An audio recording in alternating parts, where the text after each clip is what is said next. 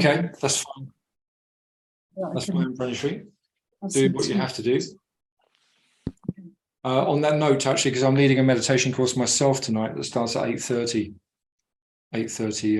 our time. So I'm going to ask if we can be rounding off really clearly at 1:15. And what I might do actually is just ask you to go into Shavasana tonight instead of doing a meditation, because meditation tends to go over the time. I like to go over the time. Usually I would be happy to do that, but tonight I've got to be at a class. So we'll start sort of going into Shavasana at about 7-8 minutes past, and I'll just leave you there, okay? Right then, so the plan tonight is to do some forward bending work. We're going to go through cycles. So I like to think of cycles of practice nowadays. So cycles of sequences. It's just one way of talking about a yoga practice in terms of setting up a routine or a sequence of practice. And we're going to work a little bit with some of, I don't know if you remember Donna Holloman. Some of you are old enough to remember here, and some of us are not, probably. Donna Holloman's of another generation. She was one of, I suppose, a sort of second generation Iyengar teacher who at some point began to sort of transform her own yoga, as many yoga teachers did over the years, into something more like her own variety of yoga practice. That's what we do. That's what we're supposed to do. We find our own practice. Anyway, so behind all of her teaching, and it's not of her, but she does use these tools. There was a number of principles that she used to work with. And I've always worked with a couple of these for over 20 years, and I found them really useful, and they're really simple things. They're kind of vital principles, if you like, of yoga. They're things that go on, and they develop anyway, probably indirectly, and not always consciously. And one of those principles is known as grounding, and so yielding and reaching out, yielding and reaching out. So it's a bit like what a baby does to form its strength and those basic postural muscles. They yield to the floor and then they reach out into the world. Yeah. So that's a really important aspect of yoga practice, and we're going to focus on that particularly tonight. And we're going to be working with forward bends. So Saskia mentioned charmingly that this is sounding like a dreamy practice. We'll see. We'll see whether it's a dreamy practice, because I think you're going to find there's a certain intensity in it, actually. And what I'd like to do with you, first of all, is to start off on the floor, and we'll do some basic leg stretching. Then we'll do some general shoulder stretching, all with the belt to prepare. And then we'll go into our sequence. And there'll be some vinyasa, but not a lot. And most of it will be done pretty much from the seated position. So we're going to cover an array of practices done on the floor, seated and forward bending. Okay. So if you would like to take your belt with you and just lie back. I'm going to move back as I have to. And I'm going to place myself like that, side on. I don't know how many of you are actually kind of looking at what I'm doing anyway. But let's get you all muted. Have you all muted on your mics. So if you can mute yourself, I'll mute you. And I'll mute you as well, Rebecca. That's it. I've done it. You're done. Okay, so take a moment to ground. Just coming into the space of practice now.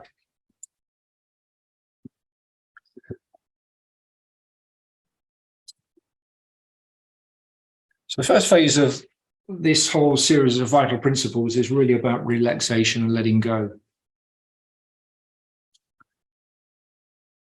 So it's a bit like we're building up a narrative in our practice from the beginning towards the middle, towards the end. At the end of the practice, if there's time, we'll do Supta Baddha Konasana as a resting pose, just to counter the intensity of what we're going to do. So from the floor position, all you need to do here is become aware of the body as a whole. Just start to fill the body with an awareness, presence of mind. And actually, I'd like you to bring your feet onto the floor. So we're going to come into the semi-supine position. And just take your hands onto your thighs and gently massage the thighs from the groin area, the pelvic area, and move towards the knees. Just do that 3-4 times. So you massage up towards the knees and come down to the hip. Massage upwards towards the knee, just squeezing the muscles and getting a sense of the area, the density of that area. So these muscles are really strong, powerful group of muscles. Right, and do that 3 or 4 times, and then come along the back of the leg and just press into your hamstrings again from the buttock going towards the knee. Just pressing at different points in a line.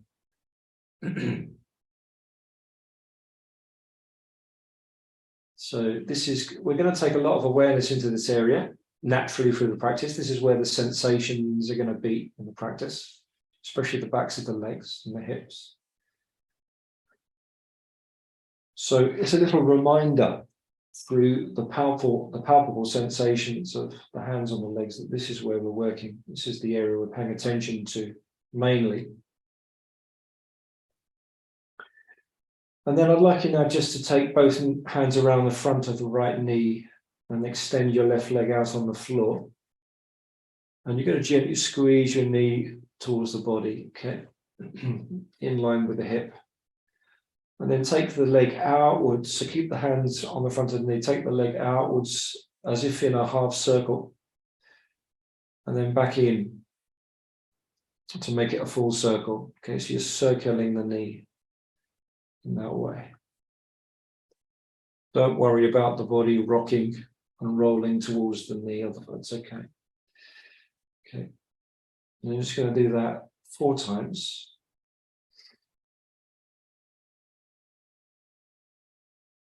And again, so we're doing something here very deliberate and very conscious. It's what we're trying to do. Another principle that's brought out by Holloman is the merging of mind and body. So this shouldn't be a strange concept to us. We've been talking about mindfulness and our yoga practice. So it's bringing the mind into the body in a way that allows the mind more and more to merge. So there's a sense of merging your awareness through the breath and connecting that to the body. Not forcing it, because it takes a while for us to get interested enough for us to let go of our habitual ongoing thoughts. Change and do the same thing on the other knee now. So squeeze your knee in. Hands around the front of the knee first of all. Bring the knee into the body. And then begin to make a half circle going out, rolling in. Rolling out, yeah. So you're not making hard circles here. Let's keep it very soft, very supple.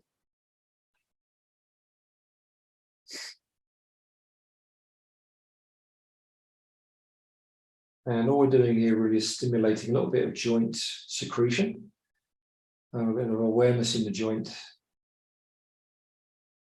mobilizing the area.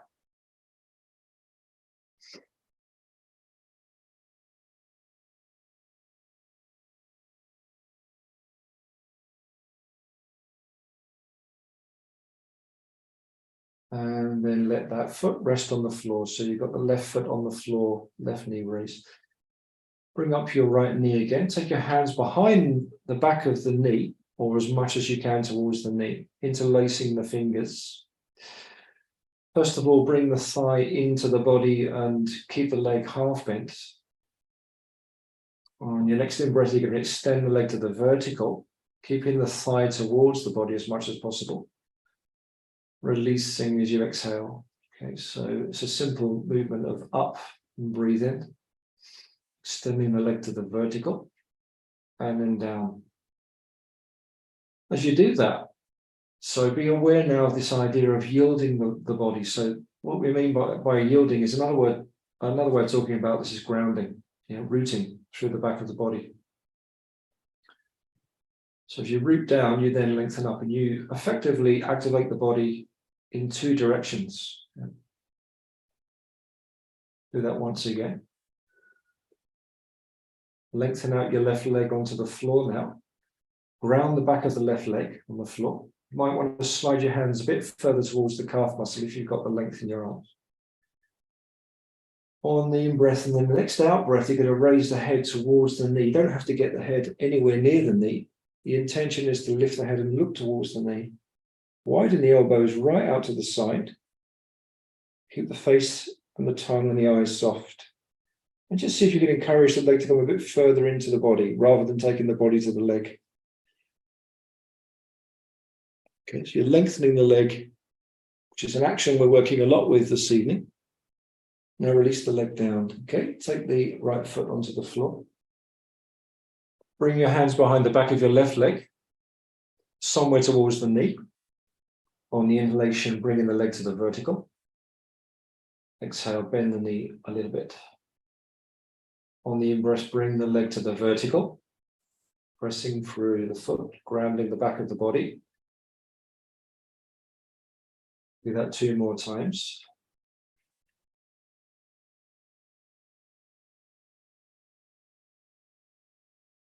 And the next time we extend the leg then stays extended. We might slide the hand towards the top of the calf muscle.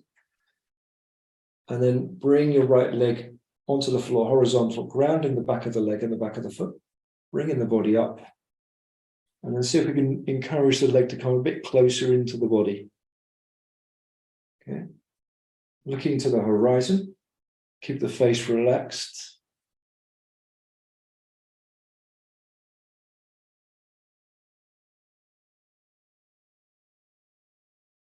And down, and down.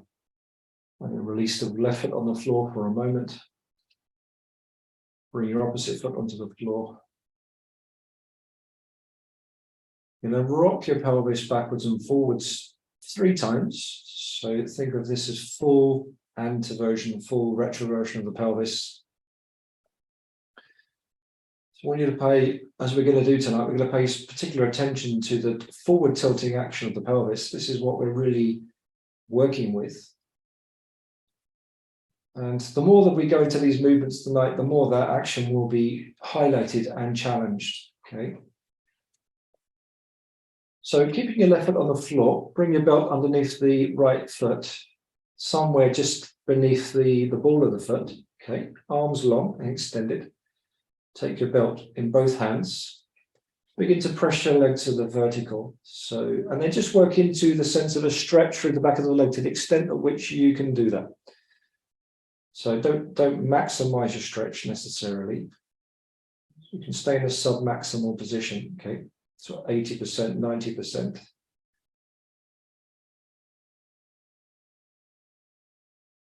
So become aware of the breathing. We most certainly want to try and lengthen the breath here now and continue to lengthen the breath through the practice. So we're bringing into play our friend, diaphragmatic breathing. Grounding the back of the body. Now lengthen your left leg onto the floor. Okay, keep rooting down through the back of the body. And think about this as the back of the body, as in the back, the spine, and the pelvis, and the back of the leg. So rooting through the different dimensions of the torso and the leg and the pelvis.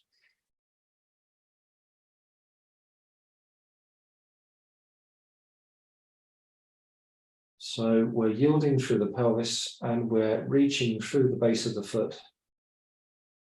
Both feet. Now bring the belt into your right hand. We're going to come into a lateral stretch.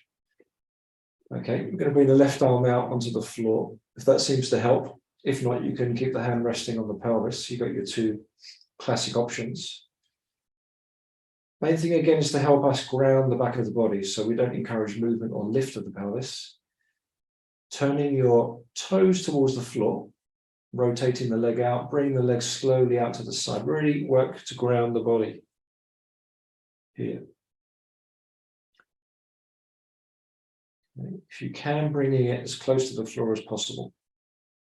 Drawing up towards the head a little bit, turning the leg around.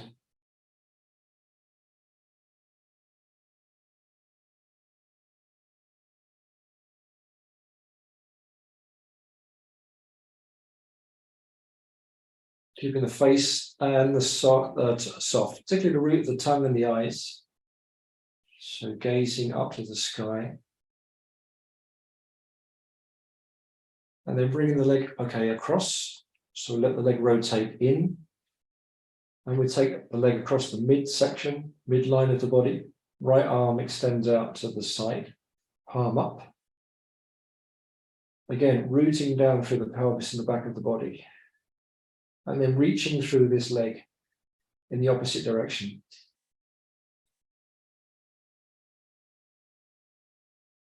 Okay, so that normally activates quite an intense set of sensations around the outside of the leg and the hip. For most of us, most of the time. So bring your awareness into that area. Breathing is important here. Okay. Bring it back to the midsection. Release the foot. We're going to go straight into the other side. Not hesitating there, so come straight into the other side. Okay, and extend out your left leg on the floor. Okay, rooting through the back of the pelvis and the back of the body, reaching up. So you'll feel that you want to, at least to some extent, engage the bandhas here through this work. Uddiyana Bandha almost always automatically begins to activate just through grounding the back of the body. And as you reach out through the feet, you tend to activate Pada Bandha to some extent. And then Mula Bandha comes into play because it can't not come into play. Yeah. So it's interesting to see the links between your grounding work and your bandhas and your breath, how they all play the game together. Right, ground your right arm onto the floor out to the side. Bring your left leg now towards the floor. Keep the foot nice and high and rotating towards the floor. So you want a full, as much as possible, a full opening in the groin from the inner leg. Really root down through the back of the body, extending and reaching.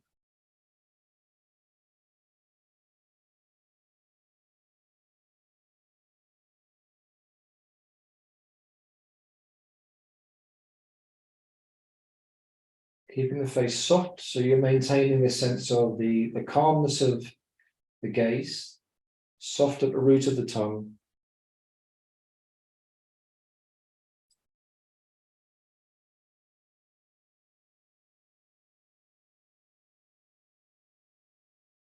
And then bring that leg all the way back again to the center, across the midline. So as we come across the midline, be very careful not to roll your pelvis with you to the right side.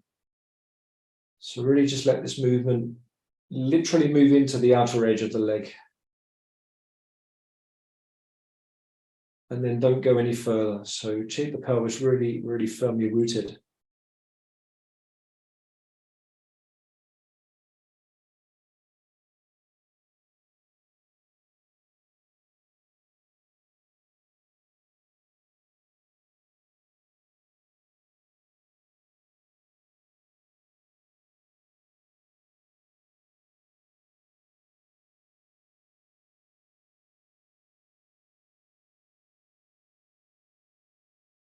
Okay, releasing that leg.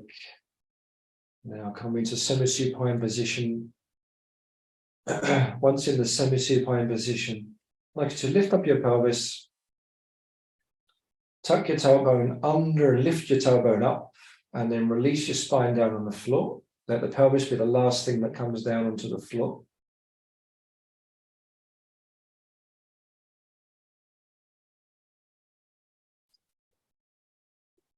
Interlocking your fingers, I'd like you to raise the hands above your head so the palms are turning away from the top of the head.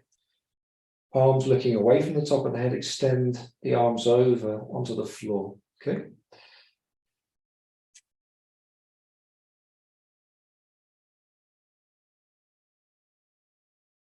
And then lengthen out your legs one at a time onto the floor, keeping the feet together, and then just think about lengthening through the entire body. So we're reaching out from the center, moving out from the pelvis in all directions.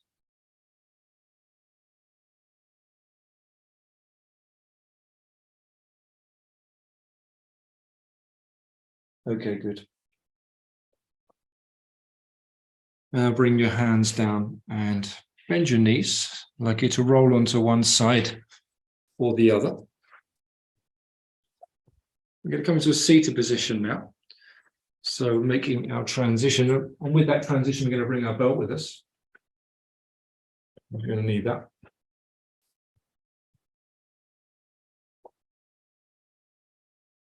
Excuse me. So you want to set yourself up in the box position.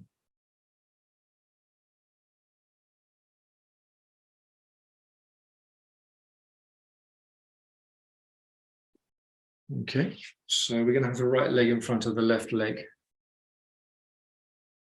And we're going to have our knees more or less in line with the hips. Thus, it gets its name, the box position. So don't force that to happen if your hips don't naturally want to come in that far, but the intention is to bring the knees together like that. Okay, just tilt forward slightly and pull your buttocks back so that we encourage forward tilt of the pelvis slightly. Interlocking the fingers on the next in-breath. One smooth movement. Raising the arms up, rooting down through the pelvis. You get that sense of which is normal to root down. The weight's normally going to fall downwards, not going to go up. But we're just making that a little bit more deliberate. So as we exhale, we get a sense of dropping down through the body, through the bones. And as we inhale, we lengthen out in the opposite direction, whilst we still keep dropping down through the bones.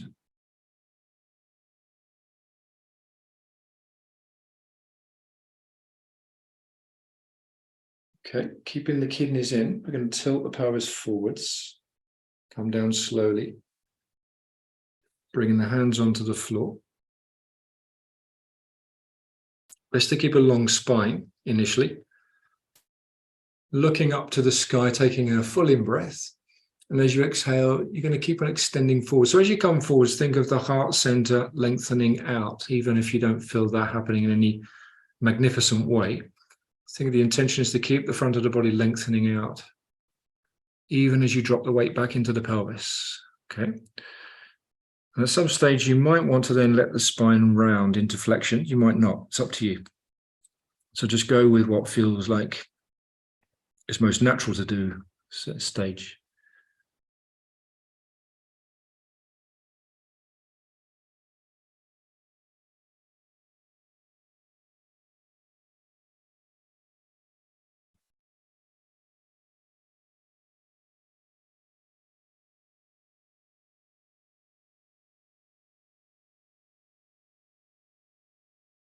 The breath deepening and becoming softer as we go through the practice.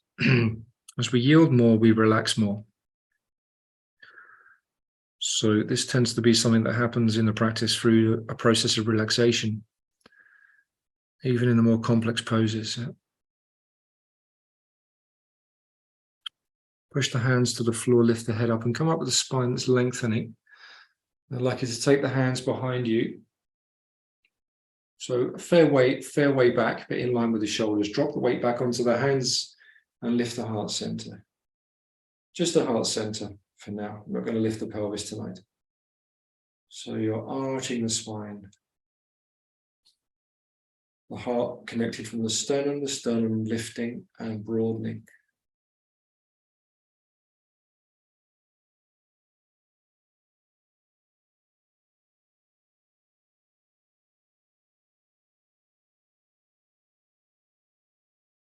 And then come forwards and swap your legs over if you can do that. Nice and smoothly, no hesitation. Interlocking the fingers again and extending the palms forwards and with one smooth movement up. So you're lifting the thumbs upwards, small finger drawing down towards the head. And then we draw the elbows in gently. We let the elbows soften in, shoulder blades drop down. And we try to let go of any hardness in the neck or the face. Okay, so again, come back to this sense of rooting down. The face softening, the gaze towards the horizon.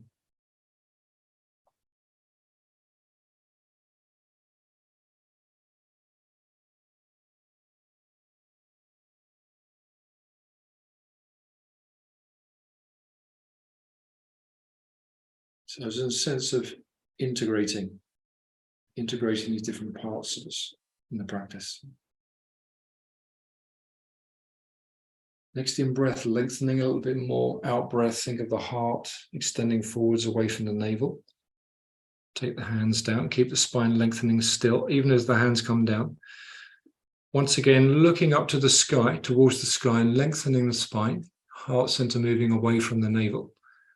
And then as you like, you can stay there or as you can come further down into flexion if you want. Really up to you.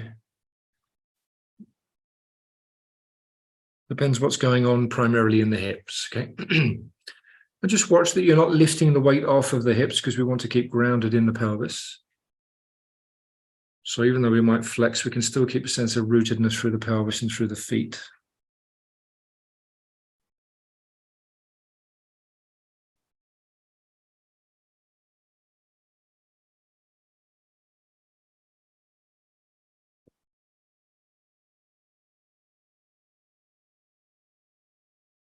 Inhaling, exhaling softly but fully.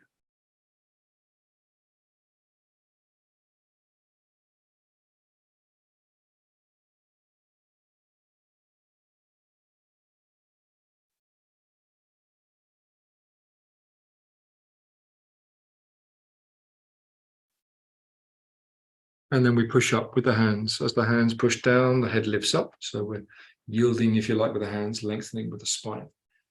Come all the way back, keep the pelvis down and the knees down, and draw the heart open and broaden. So we're broadening through the sternum and lifting the sternum.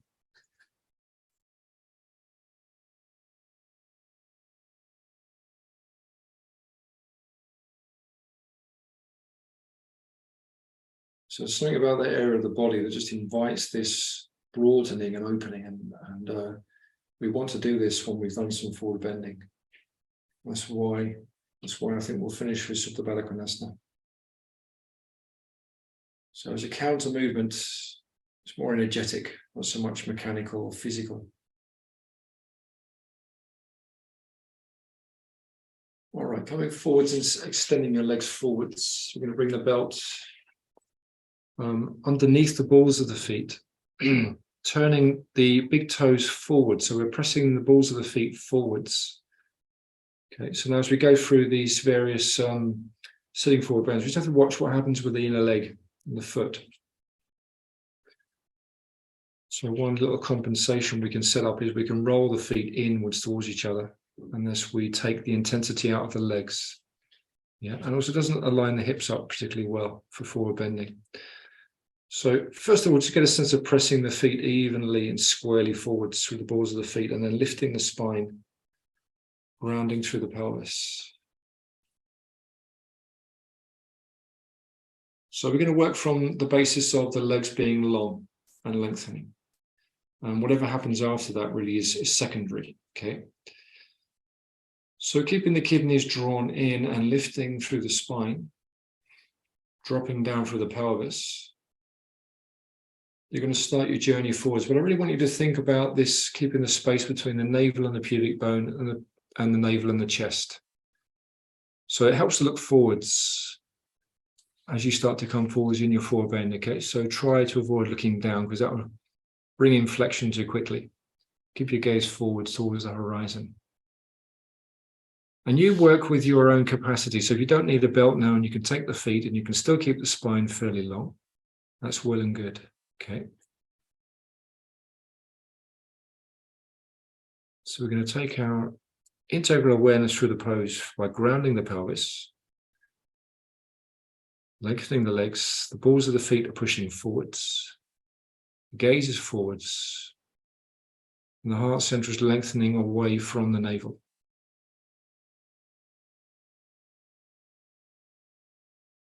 And if any of that doesn't feel right, if it feels clunky, let go of it and just soften around the sensations. Because if you feel like you're over-efforting in a pose, usually it's because we're trying to manifest an idea through the body in some way.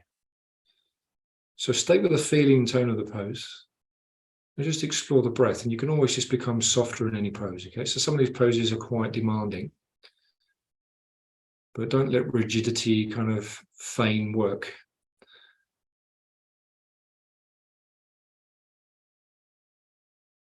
And finally, if you want, you can also drop the head down and look now towards the floor, but don't do that prematurely. If it sort of seems better to just keep on working on lifting and lengthening, do that. So there are kind of three phases to the pose. There is this work on lengthening and then coming forwards and then finally releasing the head down. But it really depends on to what extent you can do that comfortably in your hips and the backs of the legs. Yeah.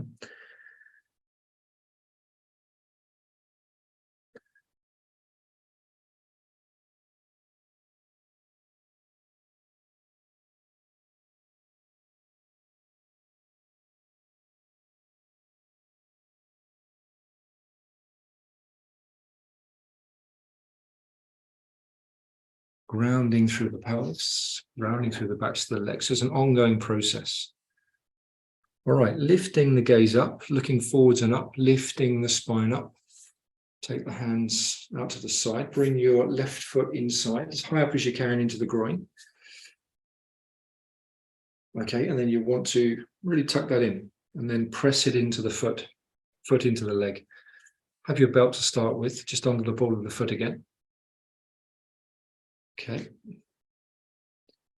Yeah, you can always prop that knee up a bit if you need to, of the bent leg. Once again, projecting through the ball of the foot, large toe extending forwards. So you're lengthening out of the hip, lifting the kidneys inwards and lifting the heart center upwards away from the navel. Dropping the shoulders down, looking to the horizon.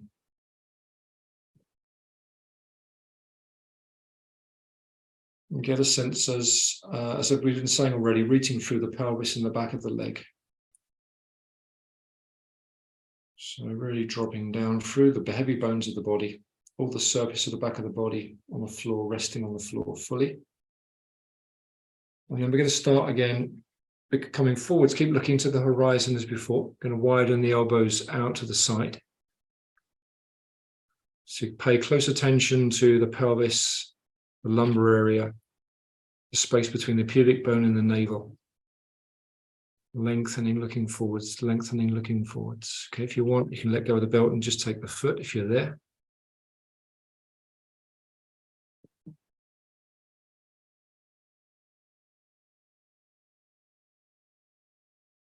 And then depending upon where you're arriving in the pose, you can then come into the second stage, which is to lengthen a bit more and lower down a bit more. And only finally, if you feel you've got enough traction in coming forwards, can you let the head down?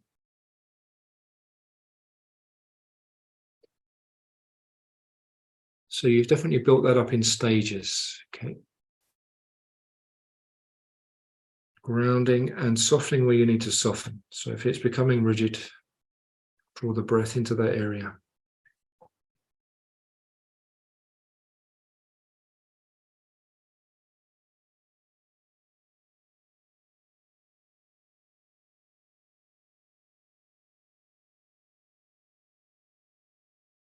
And lift the head and look up with the gaze. So the gaze, make sure we come up the spine, lengthening.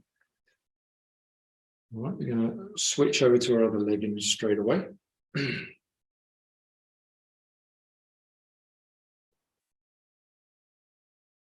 Using the belt again. So this just helps us gather the kidneys inwards. Projecting the ball of the foot forwards again, lengthening the leg. So leg lengthens from inner groin and outer hip. Dropping the shoulders down, keeping your face and the root of your tongue nice and soft. Gaze into the horizon.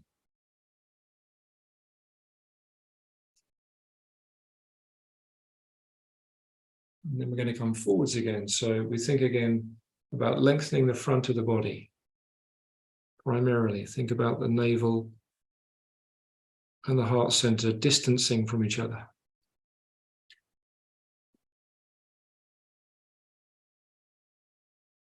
And you can bring your hands onto the floor if you want. So whatever support seems better, the belt, hands on the floor, or take hold of the foot.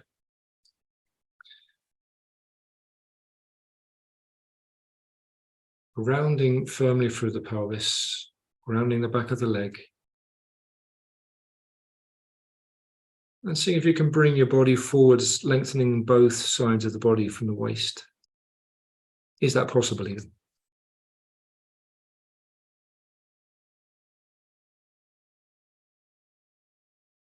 Finally, if you want, release the head down. If not, keep your gaze forwards.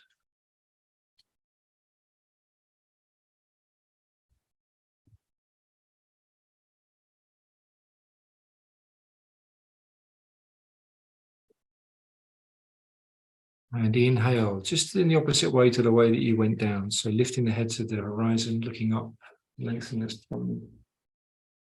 We're going to come up. And as we come up, we're going to make a little vinyasa from here. So we're going to bring up the feet and throw them in, bring them in towards the pelvis and roll over. Straight into downward facing dog. From downward facing dog, looking forwards and stepping all the way forwards. Folding into the legs. Inhale, coming up to standing. Hands to namaste. From namaste, we fold forwards. Take the hands down. Going to step the feet back. Coming to Chaturanga Dandasana. From Chaturanga, if you want, you can lower your knees down. If you want, you can come down, keeping the body long. Into Bhujangasana. Pressing firmly back through the feet. And back to downward facing dog.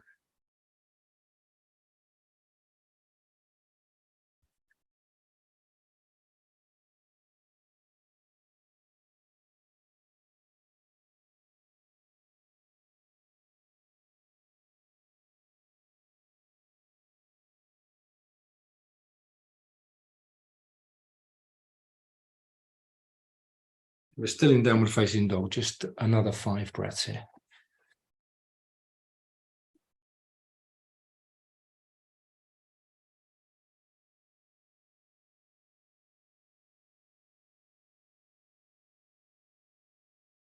Okay, release your knees down to the floor.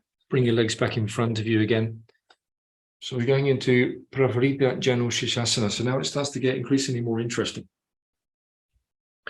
So this is a bit like setting up a wide bow stance with the legs. We take the knee, in this case, the left knee comes right out to the left side. Keep the heel into the groin.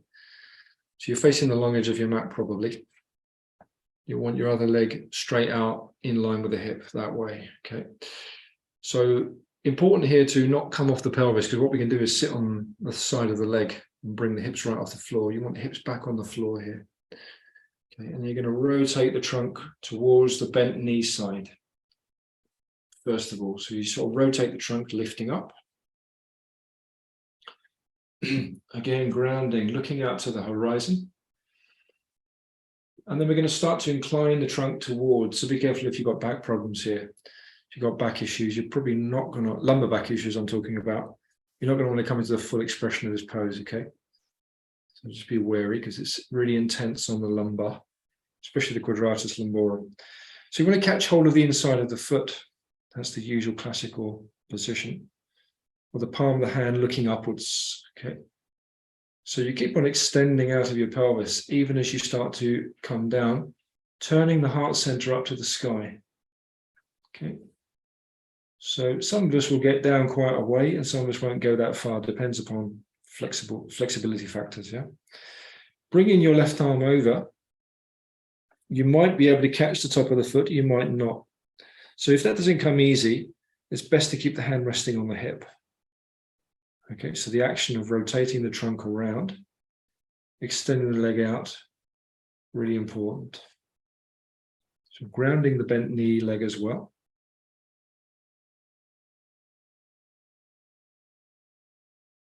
So keep on lengthening, even though you're creating a lateral bend in the spine, we're still encouraging lengthening through the spine.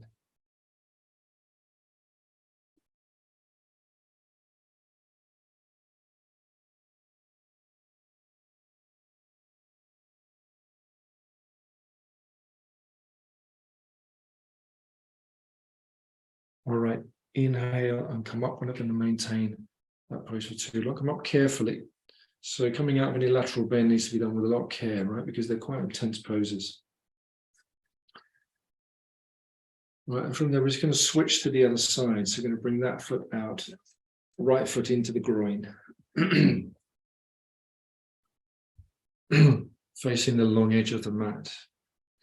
Grounding the pelvis again, grounding the legs. So rooting. And the yielding can begin from there, all right? And in a way, we have to re-clarify this in every posture. Yep. Turning the trunk towards the bent knee side. You've got your awareness in the straight leg. So your attention is going out towards the left leg here. Okay, and then we're going to tilt towards the left leg and catch the inside foot if we can. Okay, if that's too demanding, then just rest the hand on the shin. So only come into the pose to the extent of which you feel practiced enough to do this, okay? Grounding is really important here. So forget about the lengthening if that's not going anywhere, and just work on grounding. Rotate the trunk. As much as you can, rotate the trunk up. And then if you've got the extension, bring in the arm over. If not, keep that hand resting on the hip. Yep.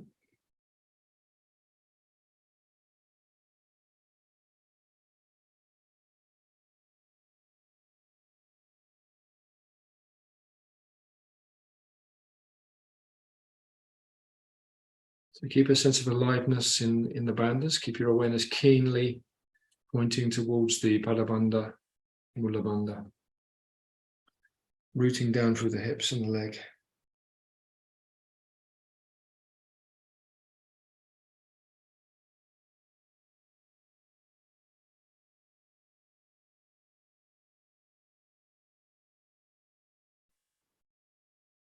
All right, inhaling. As we come up, we extend the arm up. This gives the sense of safety in the spine, engaging through the body into the center.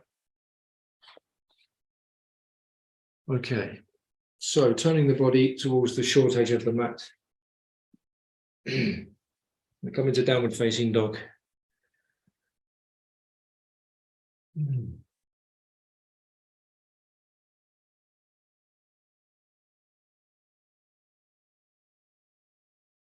In downward facing dog, you can release the knees to the floor and bring your left foot forwards and then sit down. Okay, so you might need some kind of prop, some kind of cushion underneath the left hip, you might not. Most definitely helps to draw the calf muscle out. So taking the calf muscle of the right knee, right leg, and drawing that out so that you can sit more squarely on the floor. So I'm not going to use the belts here because I don't anticipate that we're going to do a full forward bend in the pose. So Triyang Mukha has two variations. We're going to practice them both. This is the most difficult one of the two, strangely. Even though the other one looks more complicated, this is more complicated for the reasons of balance. You know? So you can always prop up that hip a little bit if you feel that you've got no chance of staying balanced. Otherwise, grounding the right leg really firmly, rooting, kidneys in and lifting the heart center. Okay, looking to the horizon, we're going to bring the hands on the hips and we're going to tilt forwards a few times. So exhaling, coming forwards, keeping the spine long, looking to the horizon forwards. Inhale, coming up. We'll do that a number of times, tipping forwards with the hands on the hips, really grounding and rooting. So the weight gets transferred down through the front leg as you tilt forwards and naturally begins to stretch the hamstring much more powerfully. The next time you come forwards, keep that sense of lengthening around from the front of the body and bring your hands out to the side, grounding the back foot. If you feel balanced enough and rooted enough, you can reach out and catch the foot. Looking forward to the horizon. So re-engage with the breath because the breath can get lost in these poses that are a bit more demanding. Okay, and if you feel like you want to go that step further, you can start to, while still looking at the horizon, release the trunk further down.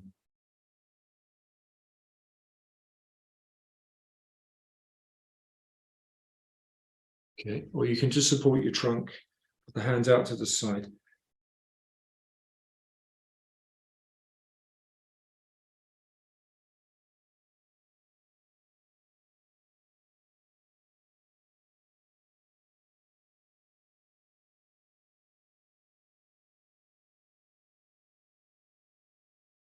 All right, rooting the leg really firmly, the front leg. Inhale, look into the horizon, look up and bring the spine up, straight as you can. And swap the leg over to the other side.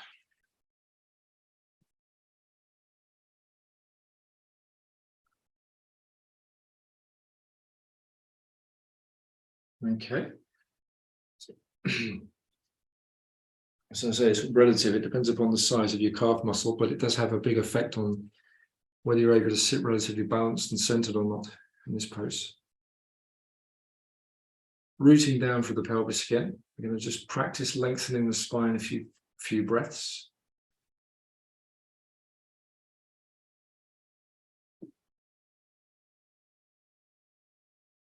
Coming forwards with the hands on the hips 4 times, exhaling and inhaling as we come up.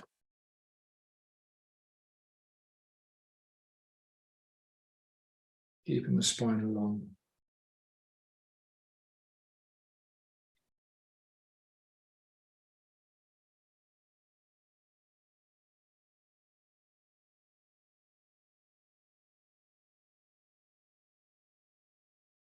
And then we're going to come forwards, taking the hands along the floor, towards the foot. And then we can catch the foot if we want, from a more classical form of the pose, lifting up the heart center. So all the while, this is intention to bring the space between the navel and the heart center and the throat. So we're focusing quite a bit more on the front of the body than we might think for forward bends. Yeah? And finally, if we want, we can release down. Depends what's going on in your body. So you just pay attention to that and do what seems fit. Yeah?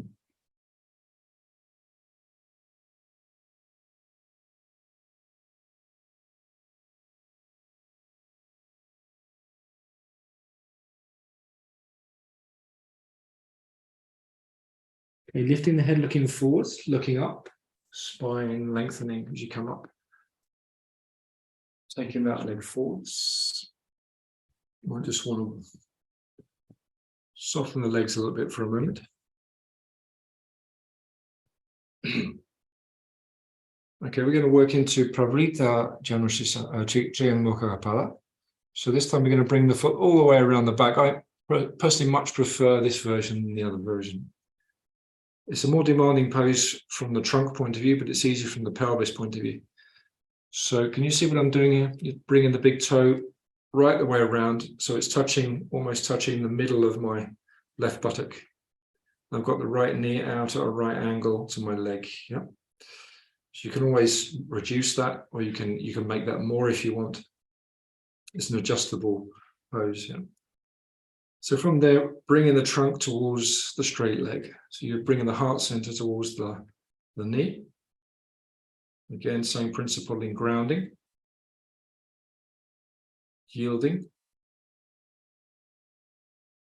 So once we feel we've got some sense of yielding working, then we can focus on lengthening. In this case, extending forwards, heart center looking forwards to the horizon, taking the foot or keeping the hands on the floor.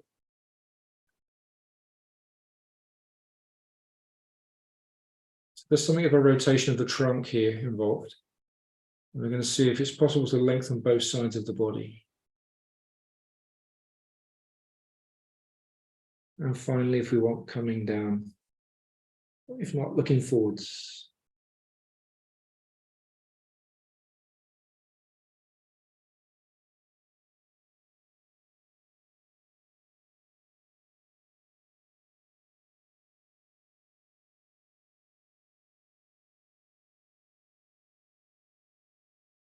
Inhale, up you come.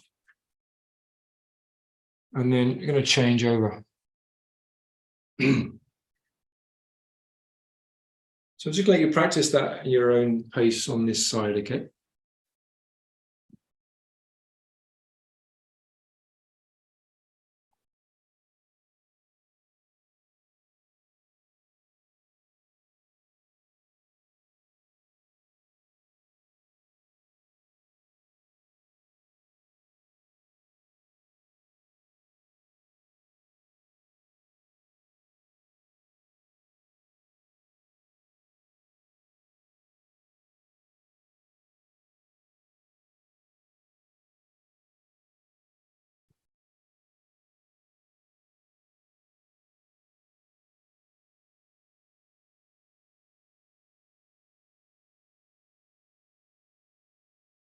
Keeping the weight well rooted back through the back leg and the back foot. So sometimes that back leg can just drift out of focus. So keep it in within your awareness, grounding the back foot, back leg.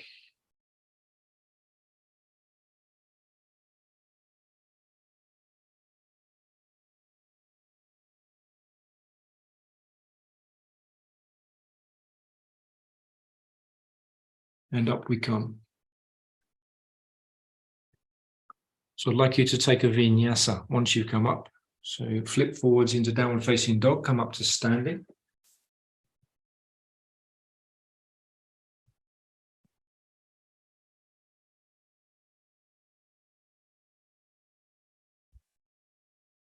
Exhaling into the legs, inhaling to standing, floating up, grounding the feet to namaste. From namaste, we're just going to fold all the way forwards and step the feet, step the feet back, yeah.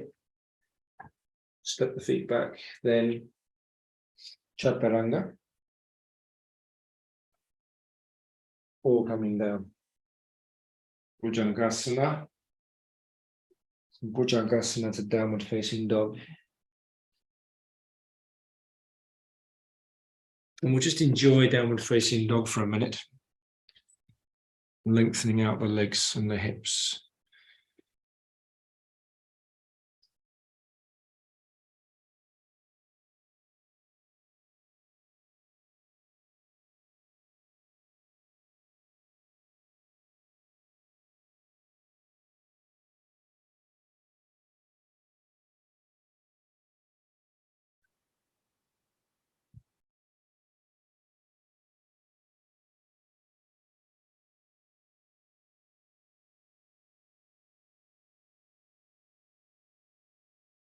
Okay, coming down onto the floor, we're going to try and practice Pravritta Triang Mukha Kapata, Paschimottanasana. So these setups are all a bit peculiar, but they work on similar principles. So we're facing the long edge of the mat, and we've got one leg, the right leg out onto the side, facing the short edge of the mat, and the knee and the body are facing the long edge of the mat. Yeah. So you've got your front leg projecting out towards the short edge, and then your trunk and your knee facing the long edge. Okay, so you've got the legs perpendicular. And then again, a similar principle. So we're going to rotate the trunk towards the knees, bent knee side, lifting the heart and grounding the pelvis and the legs as much as we can. Then we're going to reach, whilst looking out towards the left side, we extend over towards the right side to catch the inside of the foot with the left hand. Okay, usually we rest our elbow on the shin. For a bit more practice, you go down to the floor, but that's much more demanding. Yeah. And then this action again of rolling the chest around. Okay, so rolling the chest around and up to the sky. And then from there, you might or you might not extend the opposite arm over and catch the foot. Okay, that's quite a bit more demanding. So if not, resting the hand on the hip. Seeing if you can work with grounding the back leg and the back shin, the knee, work from there.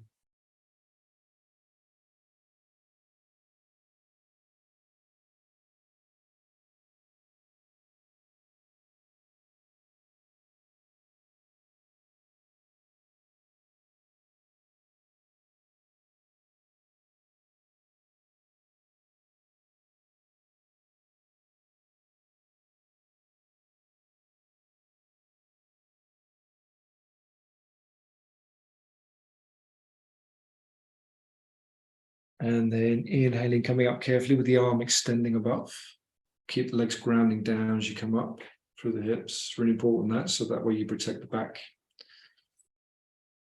All right, a complete change to the other side. You've got the left leg out there and the right heel comes back. Right big toe touching in towards the sacrum.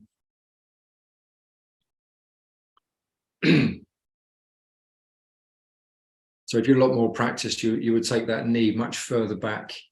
You would just be opening up the space in the groins much more, okay? But that's okay if you're fairly practiced. There's no point forcing that action because it can actually create problems for the hip joint. So a safer position just to have it perpendicular, just in line with the hip. So again, rotating your trunk out towards the right side, yep. Grounding the pelvis again. I get a sense of yielding. Without yielding, this lifting doesn't really make much sense. Yeah? So yielding first and then reaching through the crown of the head. And then as we look out towards the right, we extend over towards the left, catching the inside of the foot.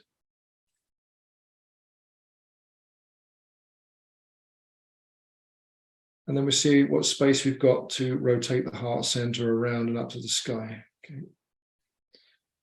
So you feel free to come into this to the extent you want to. You can put a hand on the hip again if you want. If you're really feeling rooted and you're feeling warmed up enough in the pelvis, you can come into the full pose.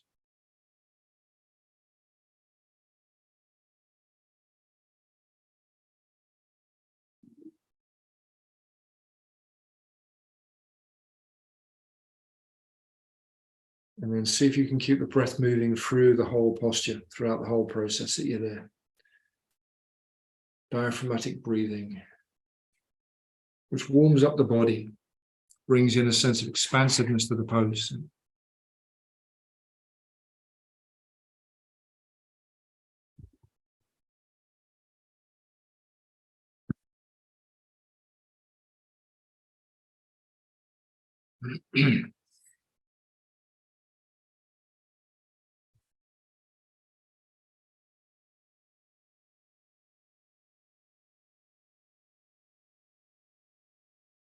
Okay, coming up carefully on an in-breath, keep extending through the upper body, grounding the pelvis. Very good. Going to release. So now you're going to be facing the short edge of your mat, but I'm going to stay on this side of my mat, just so I can demonstrate. So we're going to bring the left heel back in again towards the groin. This is something we would have done before quite a few times. And you're going to bring the hand onto the foot, both hands onto the right foot, okay? So it's the same dynamic, but from a different perspective. The perspective here is to bring the leg in rather than bringing the trunk forwards. It's still a forward bend if you think about it. And we're going to extend the leg halfway, so we get the knee half bent. And then we're going to tilt back slightly and then lift the kidneys away from the sacrum again and bring the navel away from the pubic bone, and the heart center lifts. Okay, so really encourage that sense of dropping down through the pelvis again and lifting through the trunk. Okay. All right, and then if you feel that you've got it within you, you can extend the leg nice and long, lengthening through the trunk, through the leg. If not, keep the leg bent slightly, it's okay.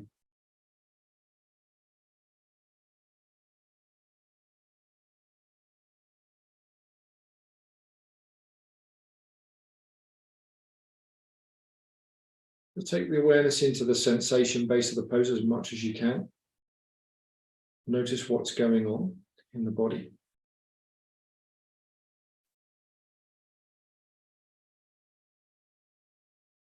And does the stretch come into the realms of pleasant or unpleasant? Is it somewhere in between? What sort of note is the pose hitting with you?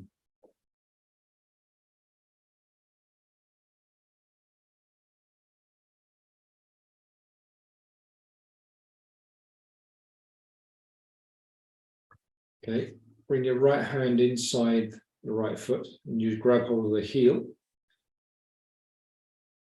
Take your left hand down onto the floor and you're going to bring your right leg out to the side. Yeah. And from there, we're going to see if we can rotate the trunk towards the left side.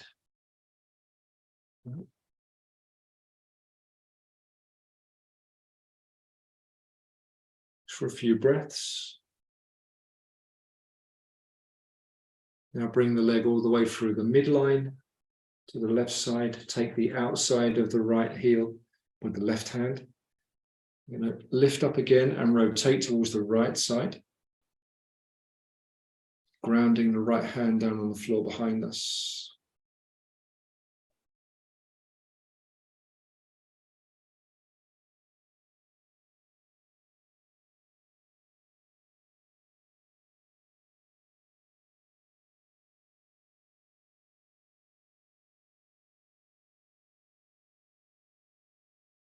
Okay, and release that leg to the floor.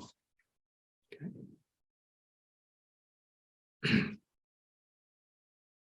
Bringing your right heel in, catch hold of your left foot. Okay,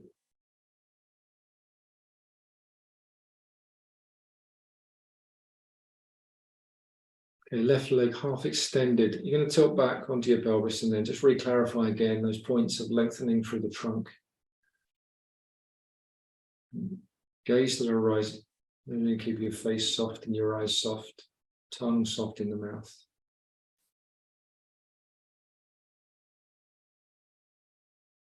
Right then, if you've got the capacity in the leg, you can lengthen the leg fully. Dropping the shoulders down. Keep looking out to the horizon.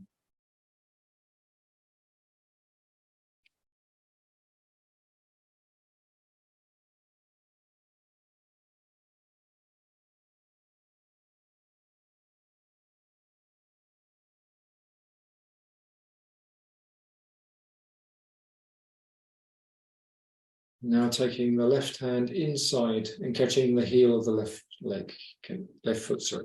And you're going to bring that leg out to the side. And we once again just re-clarify the length in the spine and then rotate to the right side of the trunk. Okay.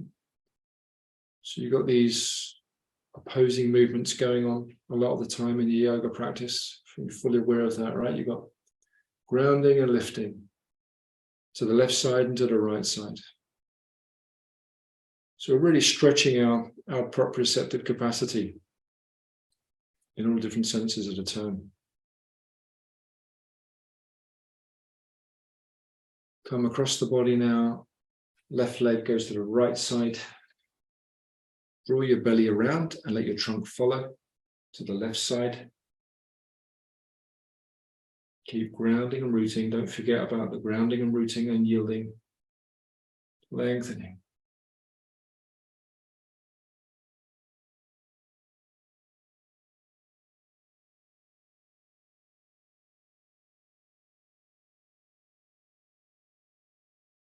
And then release the leg down. Okay, we're going to go through the last vinyasa. Vinyasa. So we're just going to bring the feet in, roll over, directly into downward facing dog.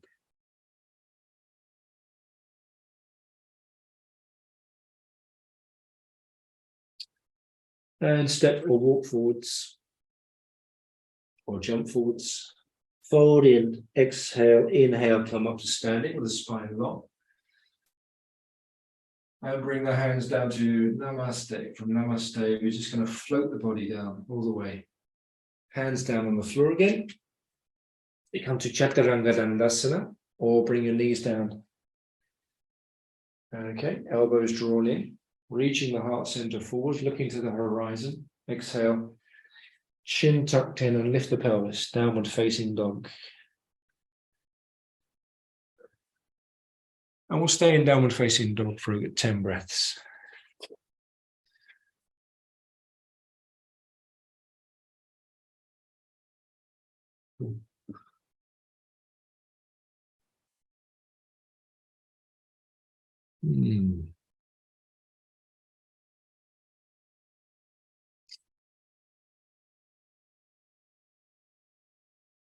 Okay, and seating down again with our legs in front of us.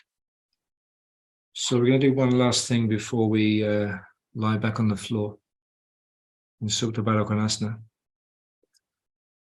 And that is Ubhaya Palangustasana. So in some ways an easy pose, in some ways a demanding pose, depends upon your, little bit on the proportion. So it looks a bit like Navasana, but it isn't Navasana. It's easier than Navasana because you're taking the hands onto the feet. And then you're going to balance on the sacrum, on the pelvis. More correctly, you're balancing on the base of the pelvic bones and to some extent the coccyx. Okay. And you just want to re-clarify the length of your spine again, first of all, so keep the spine nice and long, yielding down through the pelvis. And then we're going to lift the legs together and we're going to see if we can bring them forwards, maybe halfway with the feet together. or maybe fully lengthening them out. Okay. That's it. So you're just balancing it. You're forming a triangle, a balancing triangle, looking up and slightly to the horizon. Keep lifting the heart center and the kidneys. Come back to the breath. And when it goes one step further, you can widen the feet now. So you keep all the same principles in place, lifting the kidneys, looking to the horizon, heart center lifting. That's an easy pose, isn't it? Everyone can do this. Even if we roll out of it, we can just roll back into it again.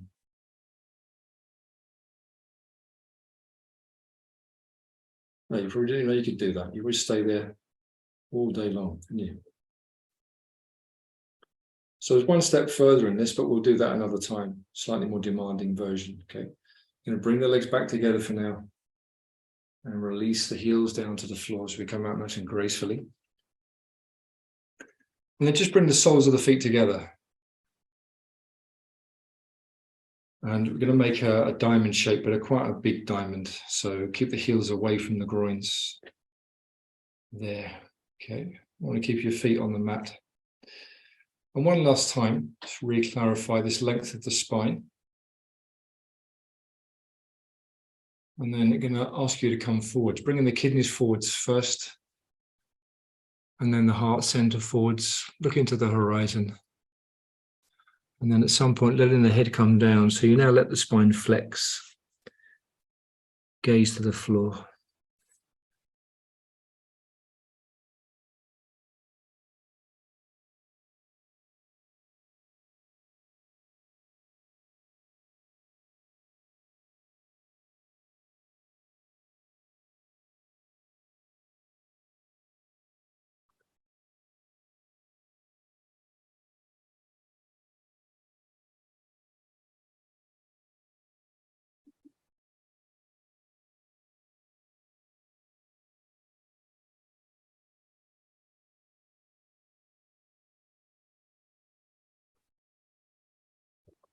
Okay, so we'll pick up on this another time because there's still quite a bit I'd like to go through in the standing series. So now I'll give you a choice because at some point I'm just going to let you go in the practice, okay? So you're free to come into semi-supine position and do nothing. If you want, you can roll up a blanket or another yoga mat and place that underneath the middle of the back. Or if you want, you can set up to do Supta Baddha Konasana. Okay, the full pose, but you're going to need your props to do that. You're going to need a belt as well. So one of those three variations, whatever you like, okay? And I'm just going to at some point let you go from instruction and practice by yourself, and I'll disappear because it's already nearly 7:10. In fact, it's 7:12. So I'll be around whilst you set up, okay? And then I'm going to fade out.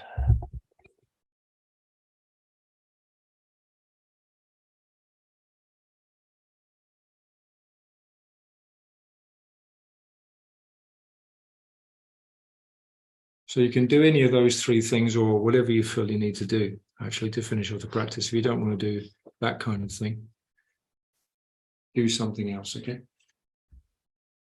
And then once you've done all the active part of the practice, perhaps you could take 10 minutes, if you've got the time, just to be in Shavasana.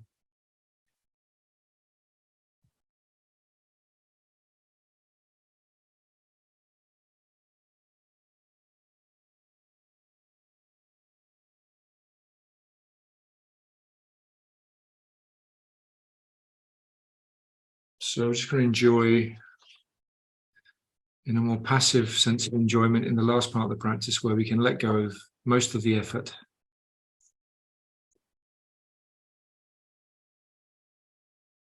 And it's assimilating the effects of what you've done.